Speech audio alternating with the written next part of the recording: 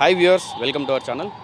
So తెలంగాణలో కాంగ్రెస్ ప్రభుత్వం వచ్చినప్పుడు మేనిఫెస్టోలో క్రిస్టియన్స్ కూడా కొన్ని పాయింట్స్ అయితే వాళ్ళు చెప్పారు. ఆ మేనిఫెస్టో ఇప్పటివరకు కూడా జరగలేదు, క్రిస్టియన్స్కి న్యాయం జరగలేదు అని చెప్పి కూడా మన దగ్గరికి వచ్చారు. ఒకసారి సార్తో మాట్లాడదాం. మీరు ఎక్కడి నుంచి వచ్చారు, ఏంటి అసలు క్రిస్టియన్స్కి నిజంగా అన్యాయం ఏ విధంగా జరుగుతుందని తెలుసుకుందాం. సార్ నమస్తే అండి. నమస్తే సార్. చెప్పండి, మీకు ముఖ్యంగా మీరు అన్యాయం జరుగుతుంది క్రిస్టియన్స్కి అని చెప్పి కూడా అంటున్నారు, ఏంటి దాని గురించి చెప్పండి. నా పేరు జెరూసలేం మత్తయ్య అండి, క్రైస్తవ ధర్మ పరిరక్షణ సమితి అధ్యక్షులని.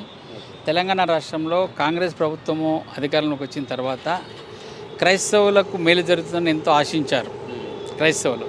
ఈ 2 ఏళ్ళ పరిపాలన పూర్తి చేసుకున్నప్పటికి కూడా వాళ్ళ గాంధీ భవన్లో ఎలక్షన్స్కు 3 నెలల ముందు తయారు చేసిన మేనిఫెస్టోల హామీలను ఇప్పటివరకు అమలు చేయలేదు. దాని తర్వాత మైనార్టీ డిక్లరేషన్లో పాస్టర్లకు 10,000 జీతాలు ఇస్తాము, రక్షణకు క్రైస్తవులకు రక్షణకు దాడులు జరిగినప్పుడు ఎస్సీ అట్రాసిటీ లాగా మైనార్టీ అట్రాసిటీ యాక్ట్ చేస్తాము. తర్వాత చర్చీలకు పర్మిషన్లు రావట్లేదు. పర్మిషన్ ఇవ్వాలంటే ఎన్ఓసి అడుగుతున్నారు. ఇప్పుడు ఏదైనా ఒక భూమి పక్కన ఒక వ్యక్తి స్థలం ప్లాట్లో వెంచర్ ప్లాట్ కొనుక్కొని చర్చి కట్టాలంటే ఆ పక్కన ఉన్న ప్లాట్ వాళ్ళు నో అబ్జెక్షన్ ఇవ్వాలంటారు. ఈ నో అబ్జెక్షన్ ద్వారా చర్చి కట్టడానికి పర్మిషన్లు రావట్లేదు. ఇట్లా అనేక మనకు సమస్యలు ఉంటాయి. తర్వాత బీసీసీ సర్టిఫికేట్ దగ్గరికి వస్తే ఇంట్లో సిలువ ఉన్న చర్చికి బైబిల్ పట్టుకొని చర్చికి పోతున్నప్పుడు కూడా ఎస్సీ సర్టిఫికేట్ ఇవ్వకుండా వాళ్ళకు బీసీసీ సర్టిఫికేట్ అని చేస్తుంది. ఇట్లా కొన్ని రకాలుగా చేస్తున్న దానికి మేము ఎవరికి చెప్పుకోవాలి? ప్రభుత్వానికి చెప్పుకోవాలి. క్రిస్టియన్ కార్పొరేషన్ అనేది ప్రభుత్వంలో కర్ణాటకలో క్రిస్టియన్ కార్పొరేషన్ ఉంది, ఏపీలో క్రిస్టియన్ కార్పొరేషన్ ఉంది, తమిళనాడులో క్రిస్టియన్ కార్పొరేషన్ ఉంది, తెలంగాణలో కూడా క్రిస్టియన్ కార్పొరేషన్ ఉంది. క్రిస్టియన్ కార్పొరేషన్లో ఉండి ఆ కార్పొరేషన్ చైర్మన్గా ఉన్న వ్యక్తి ఈ సంక్షేమ పథకాలన్నీ కూడా లేకపోతే చేయవలసిన చట్టపరమైన పనులన్నీ కూడా నిర్వహించకుండా కాంగ్రెస్ ప్రభుత్వానికి చెడ్డ పేరు తెస్తున్నాడు. అటువంటి వ్యక్తిని తొలగించాలని చెప్పి ఈరోజు మేము ఈ ప్రెస్ క్లబ్ దగ్గరకు వచ్చి సీఎం గారికి తెలియజేస్తున్నాం. మరి ముఖ్యంగా సీఎం గారు కూడా ఆయన ఎన్నికలప్పుడు చేసిన వాగ్దానము, క్రిస్టియన్ డిక్లరేషన్ చేసిన వాగ్దానాలు కూడా అమలు చేయడానికి ఆయన ఇప్పటివరకు ఒక సమీక్షా సమావేశం ఏర్పాటు చేయలేదు. ముఖ్యంగా వాగ్దానాలలో ఏం చెప్తారు? ఏ వాగ్దానం? ముఖ్యంగా వాగ్దానంలో పాస్టర్లకు 10,000 రూపాయల జీతాలు ఇస్తామని చెప్పి హైలైట్ చేసి ప్రతి గ్రామంలో కూడా పాస్టర్కి జీతం వస్తుందంటే, మా పాస్టర్కి ప్రభుత్వం జీతం వస్తుందంటే ఆ చర్చి సభ్యులందరూ ఓట్లేసారు, ఆ పాస్టర్లు ఓట్లేసారు. ఎందుకంటే పూజారులకు ఇస్తున్నారు, ఇమాములకు ఇస్తున్నారు, పాస్టర్లకు కూడా ఇవ్వాలని చెప్పి ఆ ప్రధాన డిమాండ్ను ఏదైతే పెట్టినామో ఆ డిమాండ్ ఇప్పటివరకు ఇంప్లిమెంట్ కాలేదు. అంటే ఇష్టానుసారంగా వాగ్దానాలు చేసి ఇప్పుడు క్రిస్టియన్స్ ఓట్ బ్యాంకుని తీసుకుని అంటున్నారు. 100% సార్, ఇష్టానుసారమైన వాగ్దానాలు కాదు. ఇప్పుడు మీకు ఆ వీడియోలన్నీ చూపిస్తే ఆయన చేసిన వాగ్దానంలో మన ప్రభుత్వము మీకు రాజ్యాధికారం పరవులు ఇస్తా అన్నాడు, ఎమ్మెల్సీ టికెట్లు ఇస్తా అన్నాడు. ఏ ఒక్క విషయంలో కూడా చేయలేదు. కనీసం కార్పొరేషన్కు ఒక మంచి సభ్యుని కూడా వాళ్ళు ఏర్పాటు చేయలేని ఒక దుర్భర పరిస్థితిలో క్రైస్తవులం ఉన్నాం. కాబట్టి రేవంత్ రెడ్డి గారు ఇప్పటికైనా కాన్ఫరెన్స్లో మాట్లాడుతూ గుంపు మేస్త్రి ఒక గుంపుని వేసుకొని తిరుగుతున్నాడు అనే ఒకటి కూడా అన్నారు. దేని గురించి, అది ఎందుకు అలా అనాల్సి? మంచి ప్రశ్న అడిగారు సార్. గుంపు మేస్త్రి గుంపుని వేసుకొని తిరుగుతాడు అనుకున్నాం. అన్ని రకాల గుంపులు వేసుకుంటున్నాడు. రియల్ ఎస్టేట్ గుంపులు మనం చూసినా, మనకి ఏదో అది పెట్టిండు కదా సమ్మిట్లో వాళ్ళ గుంపు ఉన్నది.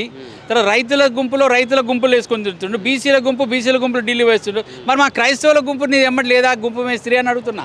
ఒక క్రిస్టియన్ కార్పొరేషన్ క్రిస్మస్ జరుగుతుందంటే ఆ క్రిస్టియన్ కార్పొరేషన్ షబీర్ అలీ ఉన్నాడు అడ్వైజరు. తర్వాత మైనార్టీ మంత్రి అజరుద్దీన్ ఉన్నాడు.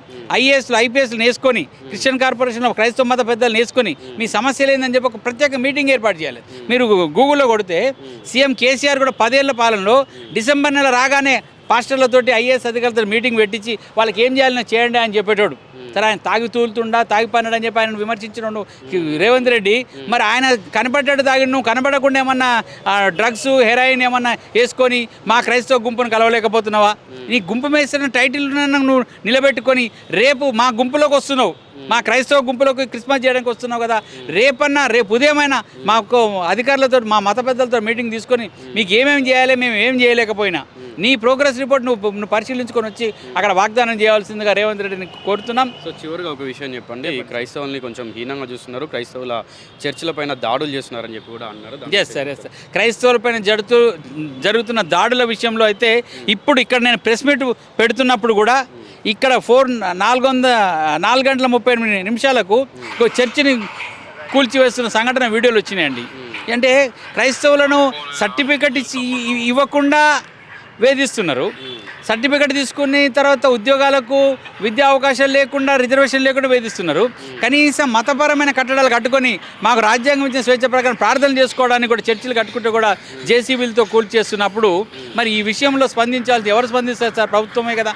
ప్రభుత్వంలో ఉన్న అధికారులే కదా, వాళ్ళకు మా పైన కరుణ లేదంటే మేము ఎవరికి చెప్పుకోవాలి సార్. అందుకనే మీ మీడియా ముఖంగా మేము సీఎం రేవంత్ రెడ్డి గారికి మేము విజ్ఞప్తి చేస్తున్నాం, ఇప్పటికైనా సరే ఈ 2 ఏళ్ల పాలనలో మేము నిర్లక్ష్యం గురైనాం. రాబోయే పాలనలో రేపు డిసెంబర్ తర్వాత మీకు 9వ తారీఖు మొన్న పూర్తి అయిపోయింది, రేపు వచ్చి క్రిస్మస్లో మిరాకిల్ క్రిస్మస్ అని చెప్తావు కదా, ఈ క్రిస్మస్ తర్వాతనైనా మా విషయాలతో నువ్వు ఆలోచించడానికి ప్రయత్నం చేయమని చెప్పి రేవంత్ రెడ్డి గారికి మేము డిమాండ్ చేస్తున్నాం సార్. సో ఇది మొత్తంగా కూడా క్రిస్టియన్స్కి అన్యాయం జరుగుతుంది, క్రిస్టియన్ చర్చిల పైన కూడా దాడులు చేస్తున్నారు. ఏదైతే రేవంత్ రెడ్డి సర్కారు మేనిఫెస్టోలో పెట్టినటువంటి ఏదైతే వాగ్దానాలు చేస్తారో ఆ వాగ్దానాలు ఇప్పటికి కూడా వాటిని అమలు చేయలేదు, క్రిస్టియన్స్కి అన్యాయం జరుగుతుందని చెప్పి కూడా మనతో మాట్లాడడం జరిగింది. సో ఇలాంటి మరిన్ని వీడియోస్ కోసం మన ఛానల్ సబ్స్క్రైబ్ చేసుకోవడం మర్చిపోకండి.